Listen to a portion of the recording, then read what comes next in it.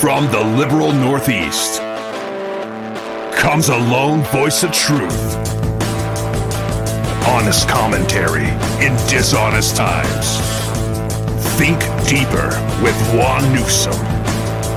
This is the Cure Radio Program.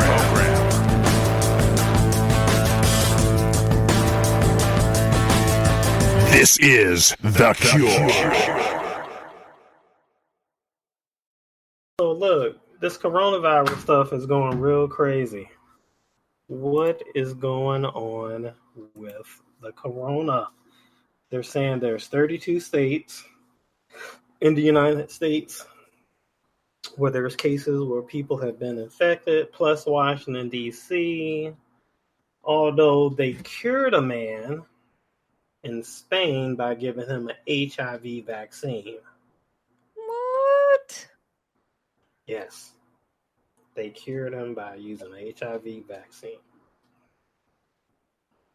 Well, that is interesting news. However, this is, by all accounts, a virus that spreads through your mucus glands, right? So like your nose, mouth, and your eyes. We are all on top of each other all the time. People in your house, you touch your people. Especially in New York. and everywhere. So it is, you almost can't prevent it. If you have kids, like, you can't prevent your kids from spreading germs to you. And that seems to be really the risk, right? So everybody has something on their skin. You have tons of germs, you have tons of bacteria, you have tons of viruses that you carry on your person all the time. You just don't get cut and don't get injured to where they start attacking your body. This seems like it's not really affecting young kids for whatever reason. The virus doesn't have any symptoms for them. It's really the weaker, older people who are going to suffer more fatalities from this virus. And how do you stop that? You really can't. You could contain as much as you want. You could try and like give people advice on how to self-regulate. So I was watching this morning, Ben Carson was talking about it. And it really is a matter of you doing it yourself. There's no way that the government, first of all, they can't handle their own crap. They're going to be able to help you in your little town, wherever you live, in your little community, you know? So it really comes down to like your own responsibility to protect yourself. Be aware of your own behaviors. And a lot of people have no freaking idea how disgusting some of their behaviors are. Even talking with people about cross-contamination, you can observe them touch 15 different things, wipe their face, lick their fingers, and then tell you that they need like tubs of antibacterial lotion. I'm like, if you just paid attention to half the stuff you just did and stop it, you wouldn't need all that. That would contain the virus, yeah. But it's funny because, and I've been reading, and then if you look at Netflix, that movie Outbreak is trending. Have you seen that? I saw, yeah. We actually watched it last night. It's funny because some of the things is similar, you know, coming into contact with the person. You know, I think like the third person infected, she kissed her boyfriend who had it. So, man, you just never know how these things are gonna pop up. Now, of course, soberly, when you look at, you know, the Trump response, I mean, they responded right away. They responded early January. They started putting in travel restrictions in place. Right. You know, they've also, you know, been putting measures together in terms of quarantining. And now it seems like there's, you know, millions of kits going out across the country Now I would expect to see that number go up based on, because more people are going to be tested. Right. So, the question is, how will the media react? Will they blame Trump because the numbers are going up as a result of more people being tested? Will they blame him for, the quote unquote pandemic, or will they solely, report these stats as something that would occur because more tests are being conducted? Well, while it was in China, they were already telling everyone how this is Trump's Katrina. So we've already had a preview of how they're going to spin. It doesn't matter what the stats are. It doesn't matter what the preventative measures are taken. They don't like him. This is his fault. It is what it is. The power that this they put on this man is just incredible.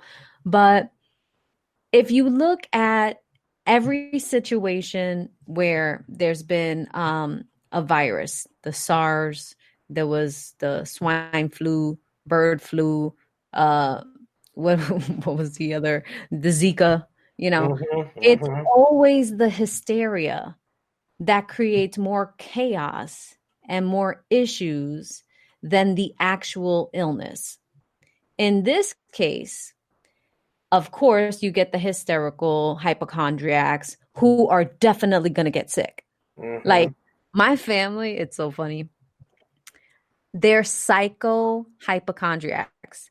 I tell you, if there is any little thing about a recall of some product that you may buy, may have bought, or in the future may be considering buying, they're going to send you all of the information about why not to buy something, how to protect yourself against this, that, and the other. And they are the same people who come down with all the colds, all the flus, all the allergies.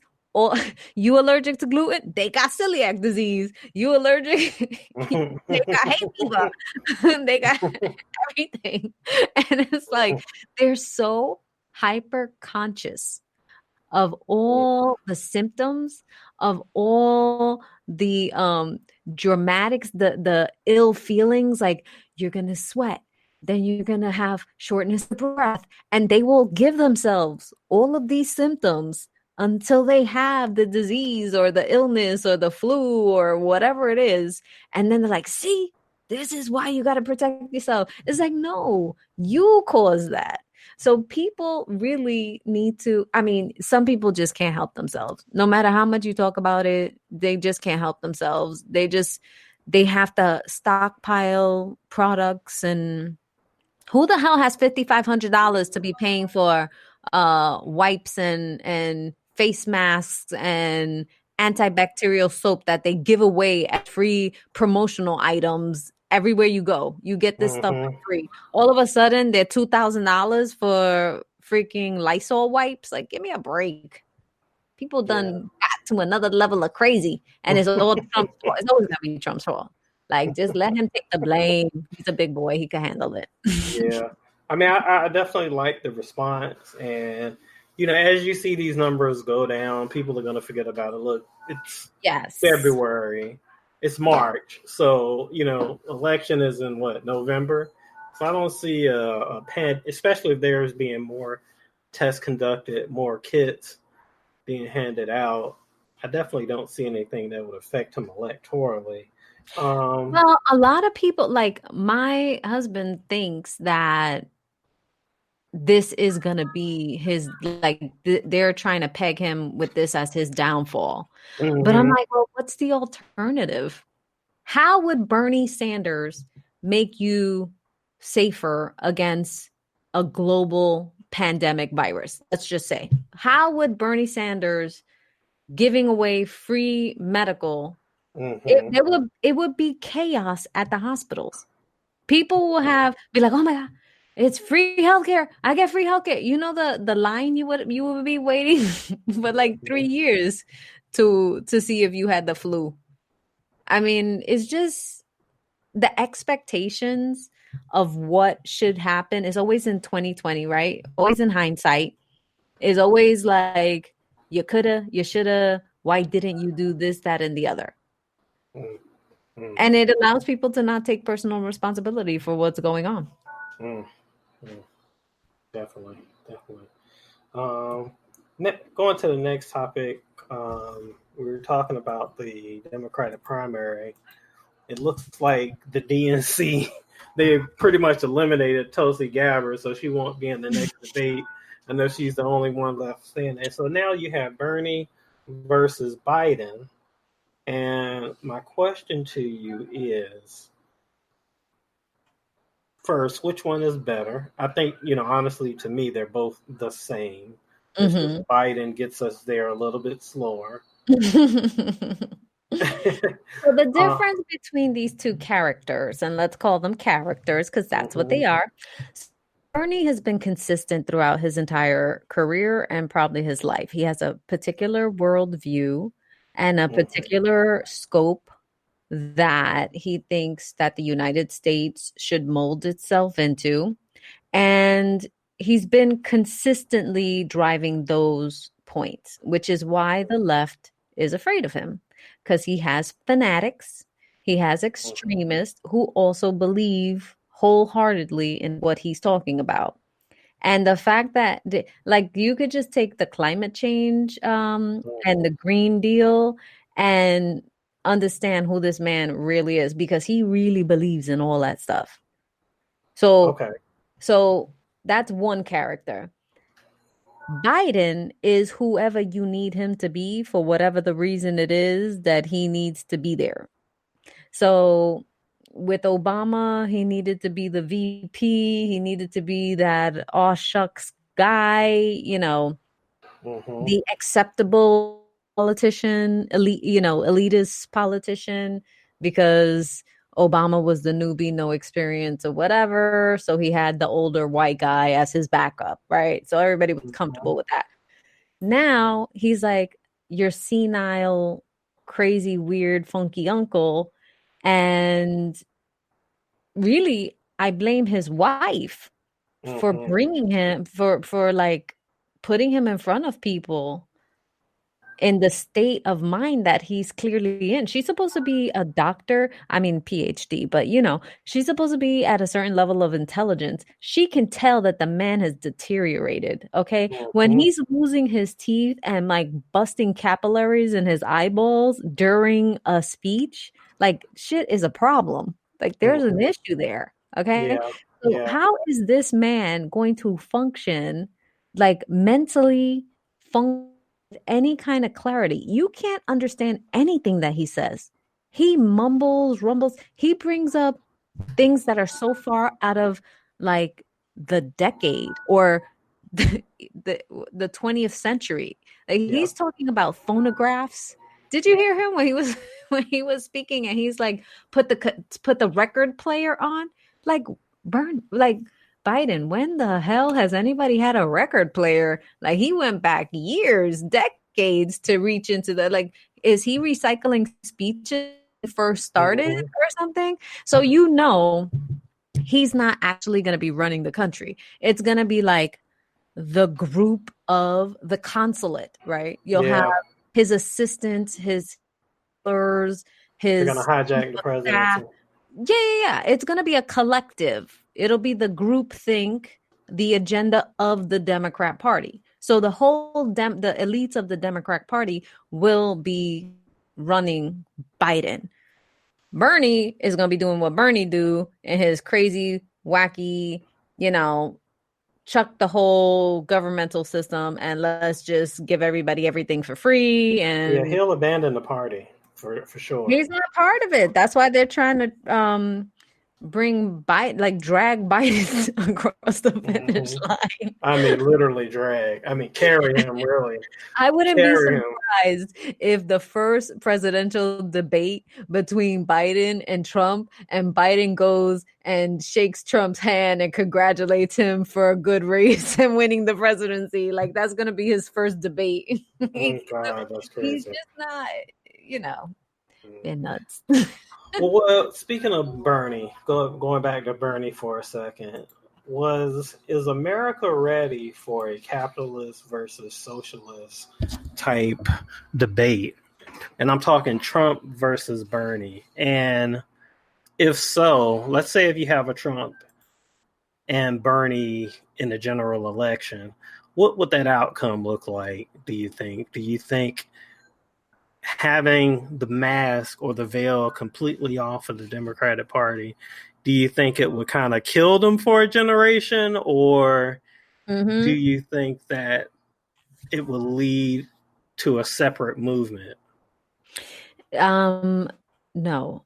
If it's between Bernie and Trump, you're gonna see 100% the AOC type mentality, the people and their ideological, kumbaya way of thinking of the world without having a full grasp or understanding of like long-term consequences and how to actually run shit for an entire diverse population of people. Because they like using all these examples of where socialism, capitalist socialism works. It really works. No, those are, first of all, not as many, the areas that are not as populated as the United States and not as diverse. When you have a diverse group, you have people who need and want different things in their lives. And the only way that accommodate different things is by working for the shit that they want themselves. Otherwise, you're going to get a whole group of angry people and a group of elitists who then have to divvy up the supplies. And like, for example, let's say Bernie was in charge right now. You got a set number of supplies with this whole coronavirus stuff, right? Who's getting what? Who's going to be the priority? Is it going to be the people who could afford to pay more for the limited supply? Or is or is the government hoarding all the supplies and then gonna wait to figure out how to give it out to people? Who's the population that's most deserving or most at risk? If you watch those outbreak shows and there's another show on Netflix, I think it's called Confinement. If you watch those shows, you see how quickly civility disappears actually look at Venezuela. You don't even Netflix. Look at Venezuela.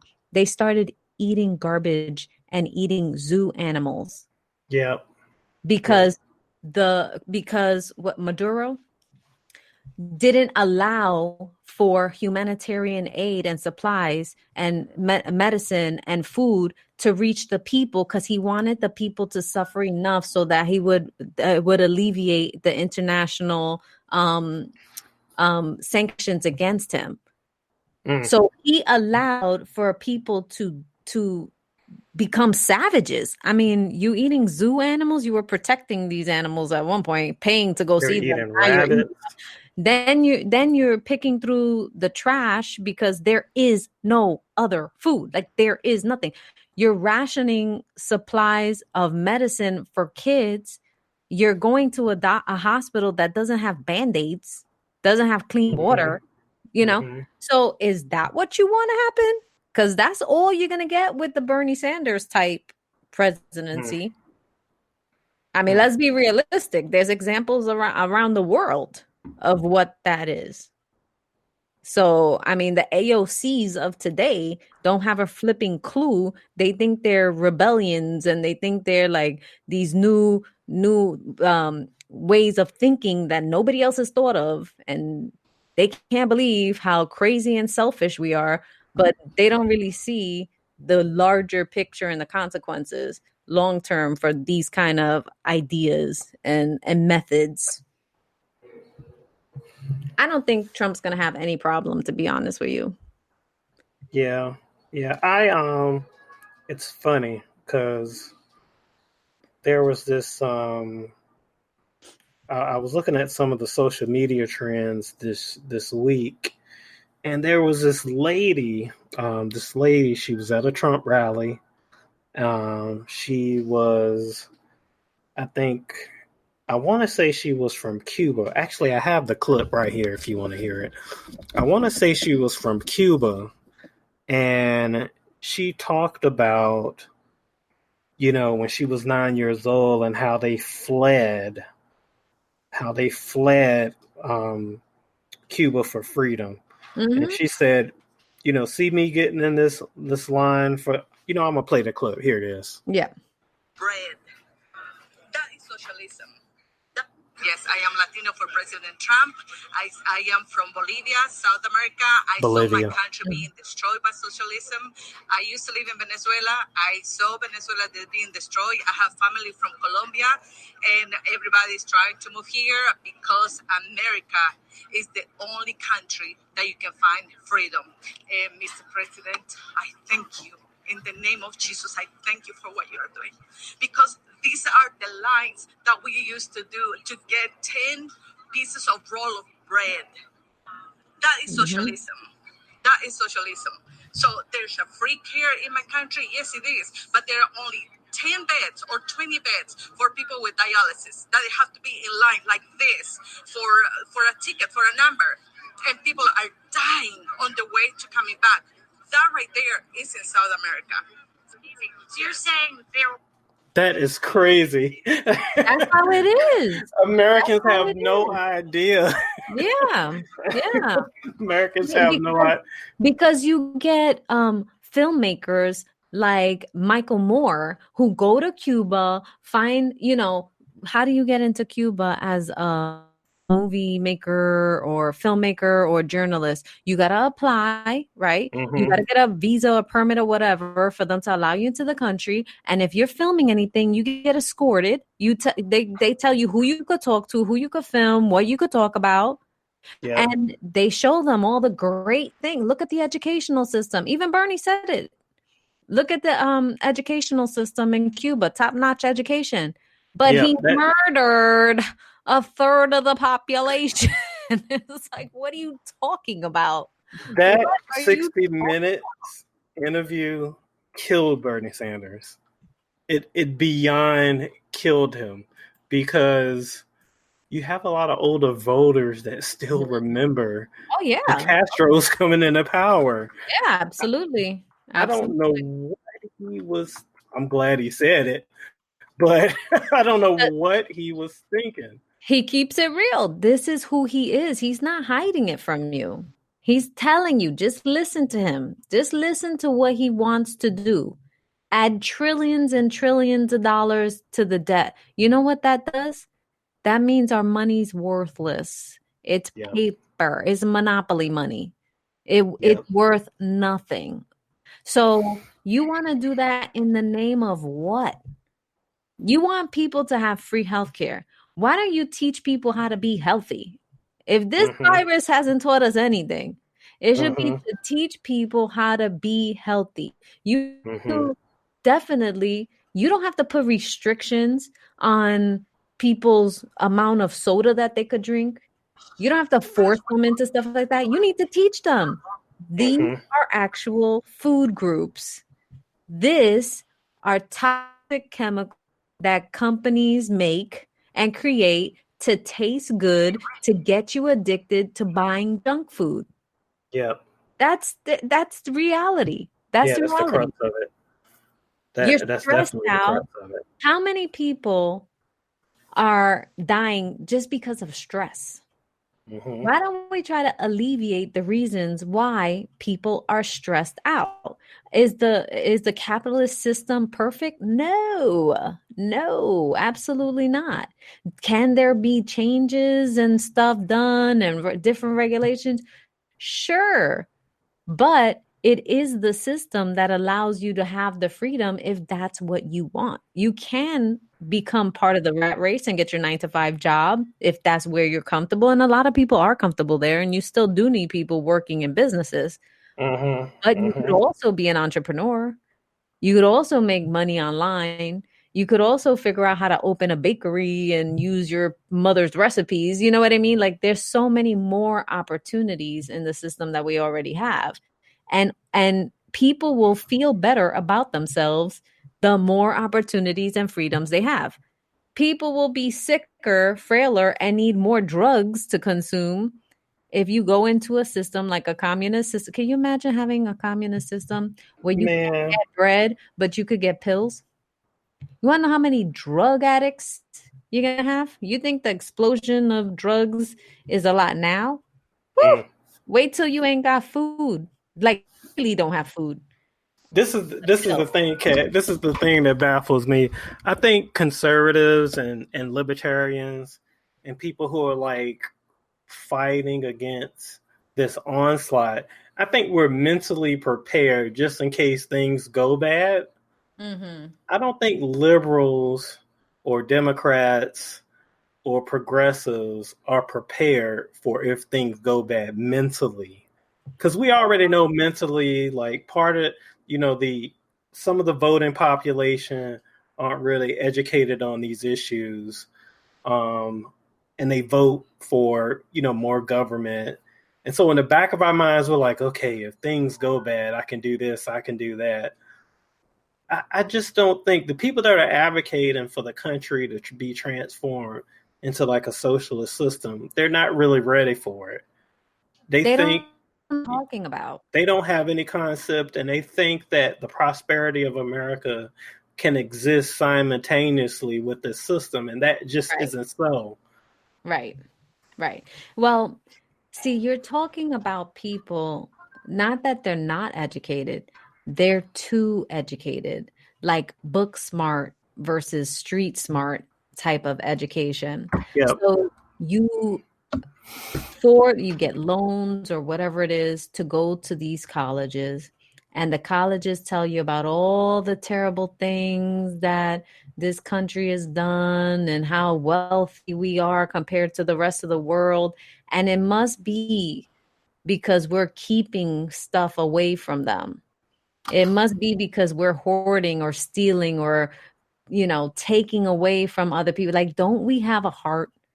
Don't we want to give? If we're so rich, why can't we just give to other countries, right? So they come out with this mentality that we don't actually prop up the rest of the world, which is the case.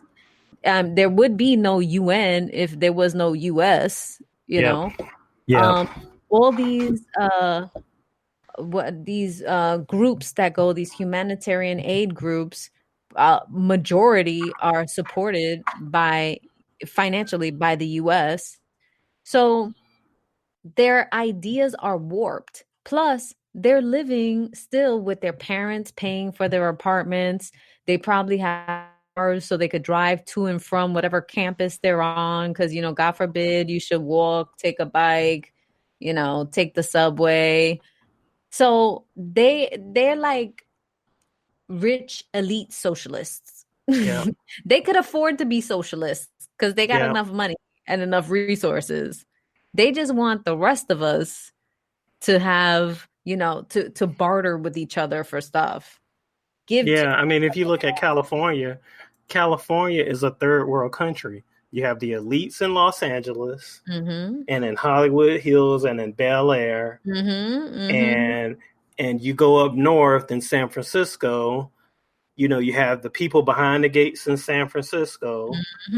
Yep. And then in the other outside cities of San Francisco, you have all of the tech people there and venture capitalists. Oh, yeah. And everybody's on the streets. You go to San Francisco and Oakland and places like that, people are scrambling. So they've literally, in California, they've literally created a third world country there inside the United States. It's ridiculous. I was in San Francisco back in 2001, 2000. It was beautiful. Beautiful city, nice. It was before all the craziness, before they could legally do drugs on the streets and all of that stuff. Right. And it was just really a beautiful city. But now I saw an episode of John Stossel, and he did, kind of a breakdown of what's going on in San Francisco. And I saw all of the problems. I said, man, it doesn't even look like the same city. Yeah. Yeah. And it doesn't take a long time, because what happens is what you have, like I was saying, is really a breakdown of civility and your humanity. When you can allow people to squat in the streets, because it's not a walking city, right? Like New York is a walker city. You walk everywhere. Getting in a car is actually the biggest inconvenience. So you tend not to just be able to walk by another human being laying on the floor. And especially these white people, not for nothing, but white people love helping poor people, and it's great. I love it. I mean, us from the hood, we like, yo, don't touch that person. But they have to, like, you want to reach out to the other person. You want to give them food or give them money or buy them socks. Like, you want to help them.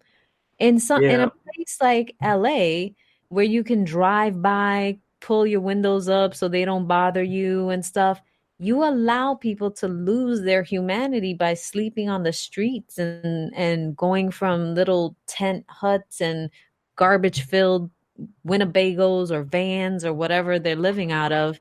Where do they go to the bathroom? You know, where do they do all of the regular human style stuff that all of us do? And they're doing it in front of everyone in the streets. Like, after a while, do you even care anymore?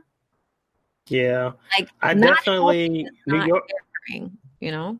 Well, New York is great when it comes to social issues. You know, when you look at healthcare, you know, the healthcare system in New York, and if you don't have any money, you know, there are things that the state pays for and stuff like that, which is totally fine, I think.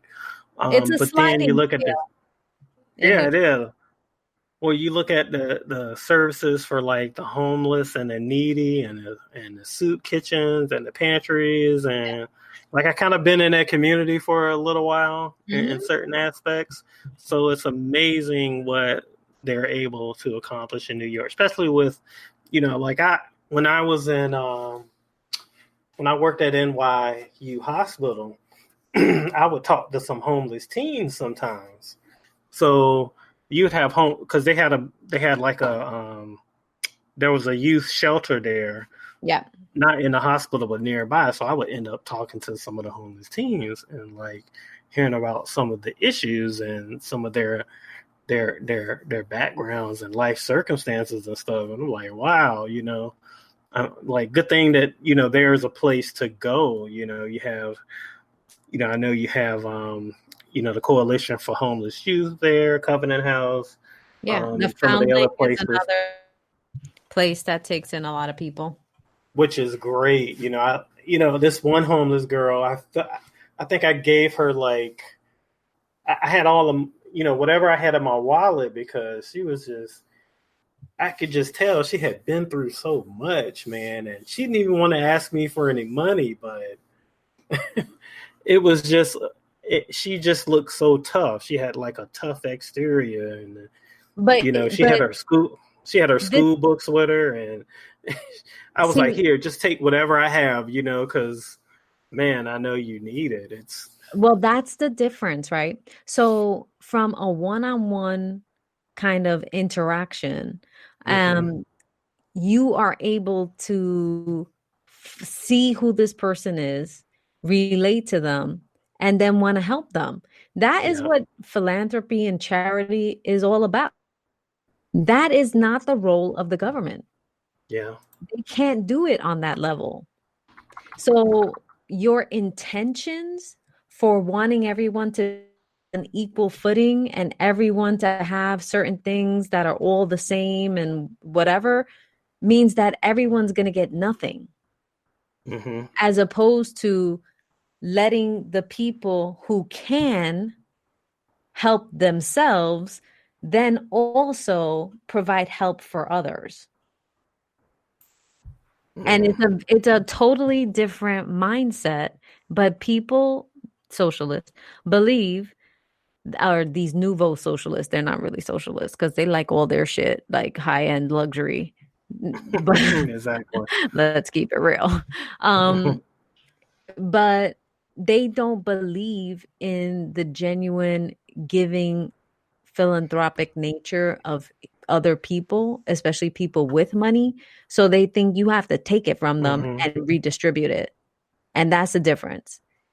Is that you don't know where I spend my money. You don't know how many other people I support. You don't know how much money I'm sending to, you know, friends, families, or whatever at any given time. If you're going to tax me half or more And then what? Then we're all broke? Then all those people who were relying on me that I helped, or all those businesses that I wanted to invest in to give a little entrepreneur a chance, you never know what people are spending their money on, and it shouldn't be any of your business, because money is not a limited thing. Go make more.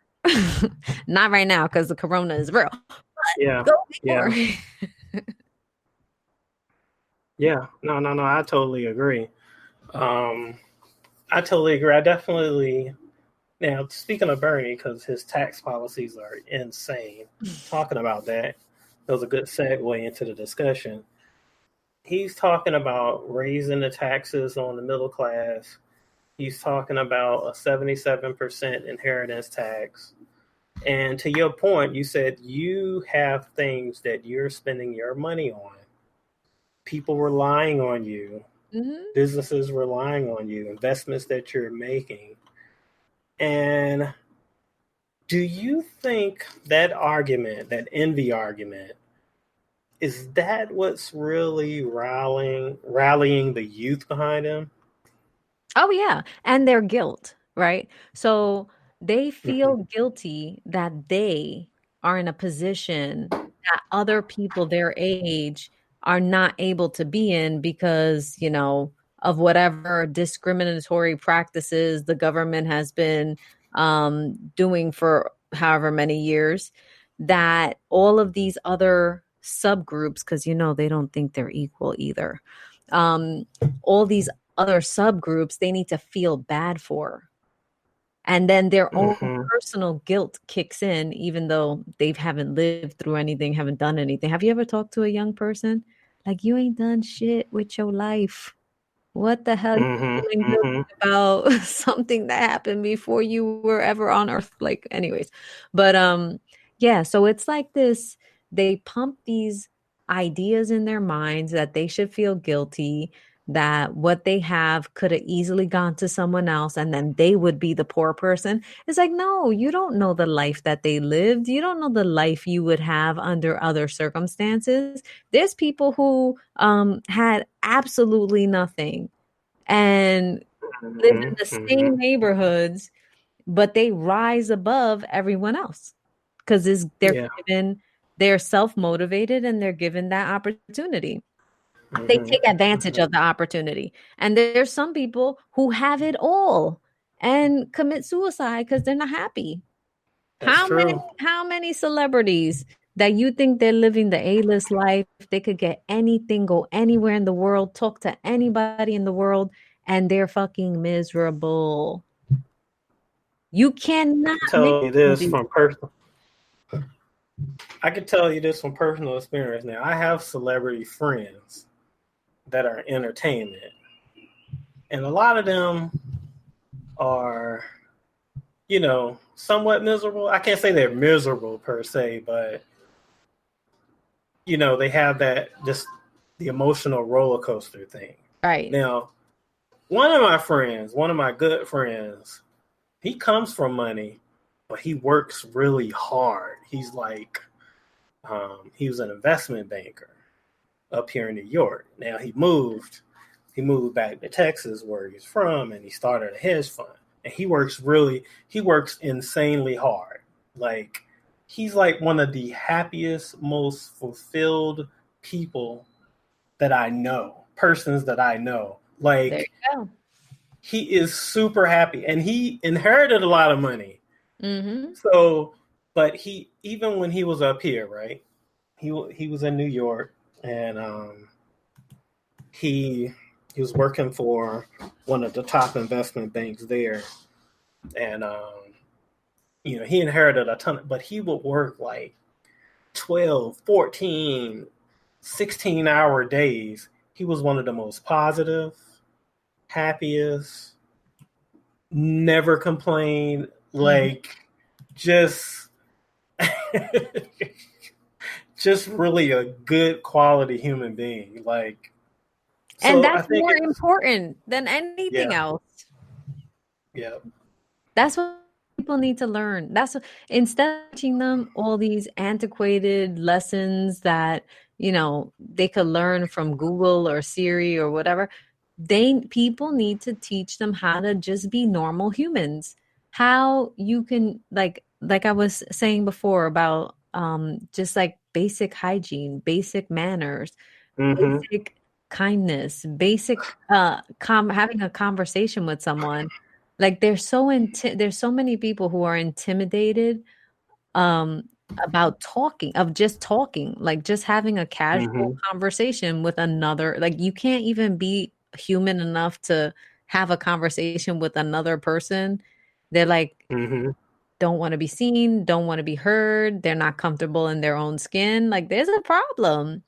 And it's not going to be solved with socialist policies that make everyone equal. Oh, look, now we're equal. You can feel better about yourself. It doesn't work like that. I definitely, and that segues back into our next discussion, because I wanted to talk about President Trump. And, you know, when I look at this president, I see his ability to intersect foreign policy with economic policy. And I've never quite seen anything like that before. I've read about a lot of the presidents in the past. And I'm talking at least since after World War II. I don't want to say the Cold War, but I mean since World War II, and I have several references that I read for this, but since World War II, America was left as the lone superpower. So in the establishment mindset, there is a guilt. You know, there was hangover from the war. And I honestly don't understand the guilt on either side. I mean, Hitler almost took over the world. You know, if he would have took the Russians out, they definitely would have taken out America, especially us in our state. But so American foreign policy has, you know, since the ending of World War II and American geopolitics, and, you know, when it comes to trade, it was all focused on rebuilding Europe, really. Right. And so that's how you got some of these trade deals and whatnot. Well, you got to also remember all war about money. Yeah. So, I mean, not World War II. Well, how do you get the contracts, the manufacturing of all the ammunition? How do you get the contracts for all the new technology that was coming out? Like, there's plenty of money between countries that change hands, and continuing wars mean you could continue the taxes. Remember, tax started to fund these wars. Well, that's true, but you got to understand where America was prior to. So when America got involved in World War II, capitalism was shut down, right? You know, FDR came in, he passed all types of big government policies that were overburdening the private sector. So we were really shut down. Now, you're right in the aspect, since World War II, there has been economic incentives to go to war. But I think that particular war for us, there wasn't an economic incentive. There was more so of, okay, this is a really big problem. Winston Churchill has been warning us about it.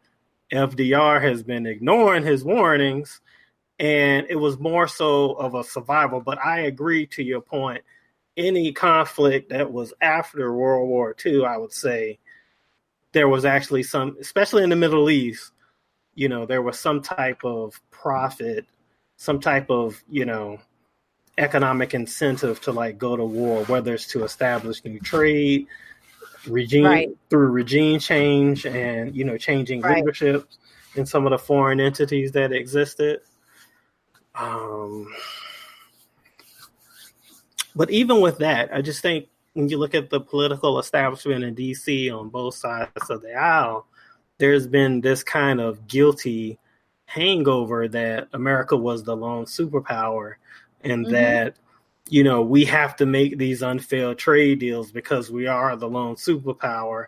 And, you know, for a while, they were okay with the Soviet Union surviving as a second superpower because, you know, there shouldn't be one superpower. And then they collapsed in the 80s, the late 80s, early 90s. And so now it's China. And that same establishment fed China. They allowed China to join the WTO without any domestic reforms. Look at some of the things that they do to their own people. Oh, forget it. Domestically. Forget it. And so, and you look at China, you know, they become such an economic power. You know, they trade with everyone.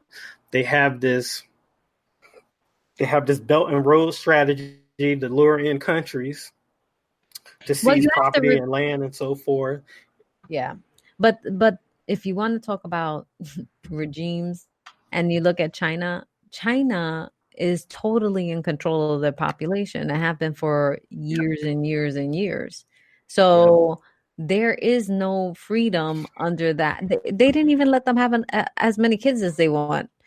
Yeah. The population exploded. Then, you know, they put all the camps, I don't want to say concentration camps, but what else do well, they do. They put a bunch of Muslims in re-education camps. As many as they could find. I mean, this is not, and they don't care about the environment.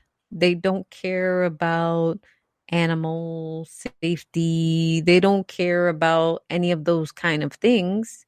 Have you seen? There was this show. And it's not off topic, it's pretty on topic. There was this show about gold mining in Africa. Yep. And the people who had the gold mines were Chinese. And they all had weapons. They had gone in and taken over gold mines in Africa. Yep. So diamond mines. And they are vicious. The wars, what they've done, Buddhists, what they've done to Muslims, what they've done to so many different groups and their own population. And we do tons of business with them. Why? Because they'll put up a factory that'll cause, you know, a rip in the ozone. Like, they don't give a shit. They'll take all your plastics. You want to know what happens when you recycle here? All the environmentalists. So we sell all that plastic crap that we can't do anything with to China, to Taiwan, to the Philippines, and they roll them in a boat out into the ocean and they push all that plastic over into the water. That's what they do. So you think you environment, you're just sorting plastics out from glass and cans that are all going to end up back where you didn't want to do it. You personally didn't want to be responsible. You personally are thinking you're doing the right thing, but you're not. It's still ending up exactly where you did. You just had somebody else do it. Somebody else did your dirty work because they're willing to do it. Wow. That's crazy. It's reality. I seen so many. I went to the Dominican Republic, right? And it was this nice, gorgeous private beach, this cave system, all these trees and rocks coming out of the water. And it was literally like nobody was there. It was super private. People came in like a helicopter. And then the locals came, Dominicans, on, I think, like after church or whatever. And they brought their food, drinks, and stuff in styrofoam coolers, because I'm sure it costs like nothing to get styrofoam coolers. And then they let the kids break apart the styrofoam and throw it into the water, right where we were in the water, in the beach. So you had all these little floating white pieces of balls of styrofoam going into the water. It was the most sickening shit. I'm like, don't do that here. You can't do that in America. Holy crap. I couldn't believe it. I couldn't believe it. I was like, you have these gorgeous beachfronts, these private oases that all these people are spending tons of money just to be able to come here. And you fucking throw styrofoam in the water? Like, are you crazy? Do you know styrofoam does not break down? Do you know? And then I'm like, this is what they do every weekend. This is what they do every weekend. I'm sorting paper, glass, cans, and all this other crap. You go not 90 feet, 90 miles off the tip of Florida, and they're just dumping crap into the ocean. Whatever. They don't care. Yeah. I know. And it's funny because environmentalists blame, blame Americans, and they blame people in the Western Hemisphere. You go to Western Europe and you come to America, we're and places like Canada and whatever, we are properly discarding of our trash, incinerating it, recycling it, and it's not even that profitable for countries to do so, but it doesn't make any money. It's a loss. They stopped a lot of recycling programs because it costs too much to maintain the recycling program. So it's not helping the environment, and it's costing extra money. It costs you extra money on a personal level when you got to get the extra bin, because that stupid blue bin costs money than a regular garbage can. It costs more money for the trucks to come pick it up, because then it has to go to a different facility. It costs more for the facility to sort through the idiots that put regular garbage in with the recycled garbage. So they have to sort through it additionally. And then they truck, send it to Canada. Canada sells it to China, and China throws it in the water. It's insane. It's insane. We are in an insane process that is doing nobody any good, but passing the guilty buck over to the next person because we didn't throw it in the water. So we don't. It's like kids. Did you leave this wrapper over here? No, it wasn't me. It was her. I didn't do it, Mom. She did it. Like, no, you're part of the guilty cycle. So why are we doing this again? Why are we going around in circles? It makes no sense. Wow. That's crazy. Oh, man. That is absolutely crazy. Wow. Oh, yeah. Bernie, and he'll be your money. Don't even have money, because it won't even do anything for you. Burn all the trash. I want to know what the status is on the cryptocurrency. That's what I want to know, because it was like a big hot topic for a little while. It really is. Since it's decentralized, you can't really use that currency in like stores and stuff like that. Online, maybe some purchases, you could do some transfers online, but you can't go into the store where you're like electronically with like a Citibank card and have it be a Bitcoin card and pay for stuff. They don't have that functionality. Some of the trading desks on Wall Street, they're setting up to exchange cryptocurrencies anyway. So the banks are prepping. So, all of the, you can name them, the big banks that are heavily involved in financial services transactions, they're setting up cryptocurrency desks. Facebook is making a huge push with their crypto coin, whatever their tokens, whatever they're called. I forget the name of it. And then that will definitely be changing the landscape. But I wonder, I'm curious on the implementation, whether, like, if you think about it, you go to other countries or you go to certain places, even in this country, you don't really get great Wi-Fi. I mean, we've experienced our own issues. Could you imagine if more transactions become online, like what happens if you forget your login? Is to ask what the login is. That's the point of doing it through a blockchain and doing it through an electronic source. If you lose your thing, you lose all the money you have in there. Period. There's nobody to reset your shit. Yeah. It's true. I mean, I guess you would have to have, through blockchain or whatever, just from what I've understand, just from me understanding the technology, I guess you could have some type of additional key that's encrypted, to unlock those transactions. But, it really, then you have to question, if you're going to have an additional key, that can kind of circumvent the system in the first place. The whole point is for you to have,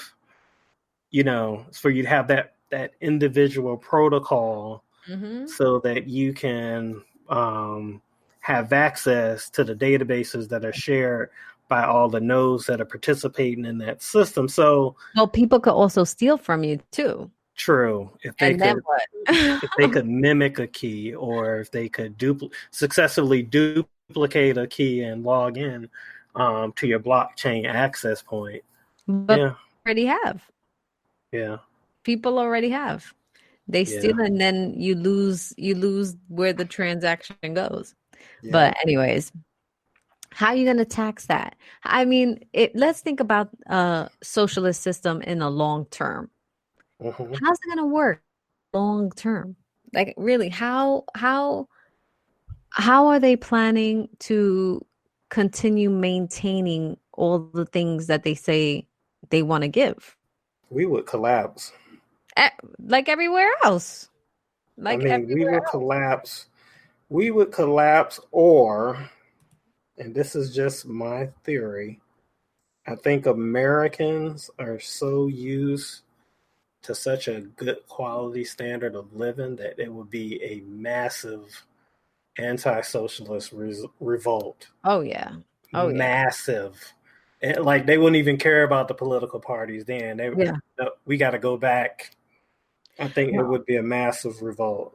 See, I think that that's the direction we're going in. I think that the two-party system isn't working. And Trump really is more conservative, but he's not really part of the party, right? Like, he was voting Democrat and supporting Democrats for the longest time. Because he lives in New York. Well, yeah. But that's the thing. You do what you have to do based on your business, based on your living situation, what best suits you at that moment in time, wherever you live, or, whatever. I think it would be better to have, like, he doesn't really fit the mold. So how can we go back to an establishment type candidate? I don't think we can. I don't think Republicans go from a Trump to a next person. Like, who in the world could be the next person? You know what I mean? Like, it has somebody to be somebody like a Mark Cuban, who's been toying with running. I would vote for Cuban. He's smart. He's smart, and he's not. He's anti-Constitution either. He's a dude. He's very smart. I studied his business model in school, and he definitely understands the Constitution, which that would be a bonus for somebody like me who understood, his rise and so forth. And I would vote for him before I vote for any politician. That's for sure. It's just, Trump is just a once in a lifetime type candidate. So yeah. Can a Mark Cuban step in and kind of sell? I don't think so, because I think it would be similar to how Schwarzenegger took over for Trump on The Apprentice and he freaking bombed. Like, you can't cast it that way. You know what I mean? True. Like, that would be like saying Bloomberg could have stepped in because he's a billionaire too, and they just can't. It's just these characters that move the population with more than just this law, that law, or whatever. Like, they're visionaries, basically. They have vision for the future. So who is the next candidate coming up that has a vision for the future? Because no matter who Trump put in his cabinet, he knew what he wanted. So in the beginning, remember how he got rid of what's that guy, Tulsin? Bannon left, rid of all these people. Like, I don't even think he really has very many people who he started with. No, he doesn't. But because they didn't fit into his agenda, and he wasn't trying to, have a collective agreement on how to move the country forward. He had a vision for what he thought America represented, and that's what's playing out in front of us all. And we're like, co-creating along with it. So, well, it's funny because liberals and the media, they were caricature his administration as being unstable because people are in and out, and I'm like, this is corporate America. That's how it is. Trump's not one of those guys that are going to let you sit there and underperform and stay in your position. He's going to get you out of there. He's going to get somebody in that can actually do the job. And I think, to his credit, that's been one of the strengths of his administration. Even though there's been some unconfirmed appointments in some of the cabinet slots, but for him, it's just, I could see Trump working with that model. There are a lot of temporary positions that are within his cabinet that he doesn't have appointees yet, but Trump's the kind of guy that can work with that. It's really not a big deal for him.